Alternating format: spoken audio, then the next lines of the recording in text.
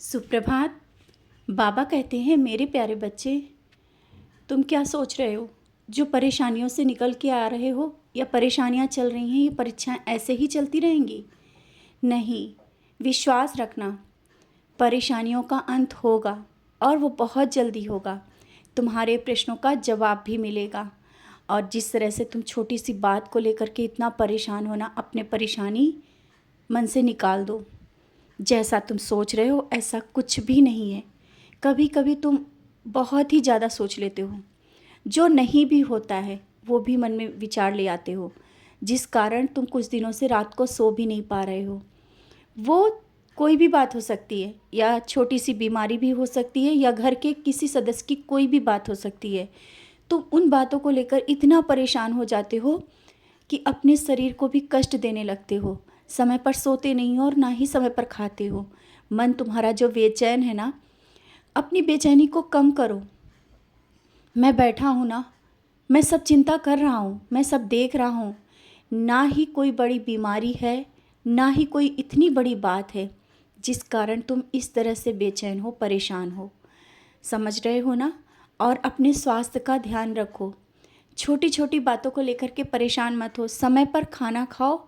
और जिस तरह से तुम सबका ध्यान रखते हो, छोटी छोटी बातों का ध्यान रखते हो और परेशान हो जाते हो, कभी अपनी ओर भी देख लिया करो। तुम अपना ध्यान रखना बंद कर रहे हो।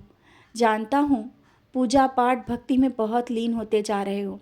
थोड़ा सा भी समय मिलता है, तुम सोचते हो कि मेरे पास बैठ जाएं और नाम जाप करने का ही टाइम मिले तो नाम जाप कर लें, सचरित पढ़ने का टाइम मिल जाए तो सचरित ही पढ़ लें।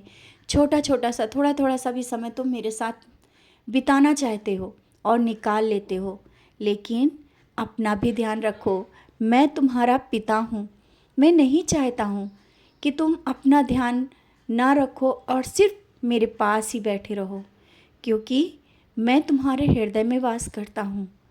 तुम जब स्वस्थ रहोगे मुझे भी अच्छा लगेगा। और तुम दूसरों के बारे में सोच करके परेशान हो कि वो तुम्हारा कोई कुछ बिगाड़ लेंगे, या जो कुछ कर रहे हैं या पीछे कुछ षड्यंत्र रच रहे हैं, उसके कारण तुम्हें कोई परेशानी आएगी। कोई कुछ नहीं बिगाड़ पाएगा, ना ही तुम्हारा कोई कुछ कर पाएगा। और तुमने देखा भी होगा, लोगों ने बहुत कुछ किया, लेकिन आज आकर के वो सब कुछ भूल करके तुम्हारे करीब हैं। वो भले ही भूल गए हैं, लेकिन तुम याद करते हो उन बातों को, तो तुम भी भूल जाओ। लोगों का काम है, ये सब बातें तो चलती ही रहती हैं, लेकिन तुम्हें अपना जीवन स्वस्थ और खुशी में बिताना है ना, तो सब कुछ भूल कर आगे बढ़ो। तुम जिस आध्यात्मिक मार्ग पे चल के आए हो ना, ये तुम सबसे अलग तुमने मार्ग चुना है। और इसी कारण आज तुम्हारे परिवार में, तुम्हारे घर में एक अलग बदलाव हो रहा है। आर्थिक स्थिति भी सुधर जाएगी, सब कुछ सही हो जाएगा। जैसा तुम चाहते हो वैसा ही होगा। हाँ, सबूरी रखिए और थोड़ी सबूरी रखो, सब कुछ सही होगा। और जिन बातों से परेशान हो ना, निश्चिंत हो जाओ। छोटी सी बात हो या बड़ी सी, वो सब मेरी बातें हैं और मुझ पर छोड़ दो, जिम्मेदारी मेरी है। और कल तुमने बोला था ना कि बाबा आ जाओ, तो हाँ, मैं आया था, मैंने फूल भी गिराया, मैंने अपने होने का एहसास भी दिया। और जो कल तुमने भोग लगाया उसे भी मैंने स्वीकार किया, क्योंकि तुमने मेरी पसंद का भोग बनाया था। तुम मेरी पसंद का जब भोग बनाते हो ना, तुम्हें भी अच्छा लगता है ना कि मैं आऊँ और भोग लगाऊँ। हाँ, मैं आया था और मैंने भोग स्वीकार भी किया, क्योंकि तुमने बहुत ही मन से, बहुत ही प्यार से मेरे लिए भोग बनाया था। मेरा प्रिय भोग जो मुझे बहुत पसंद है। और जब तुम इस तरह से मेरे लिए जब बना रहे थे ना, जिस भाव से तुम मुझे मेरे पास लेकर के आए, मैंने तो उसी समय स्वीकार कर लिया।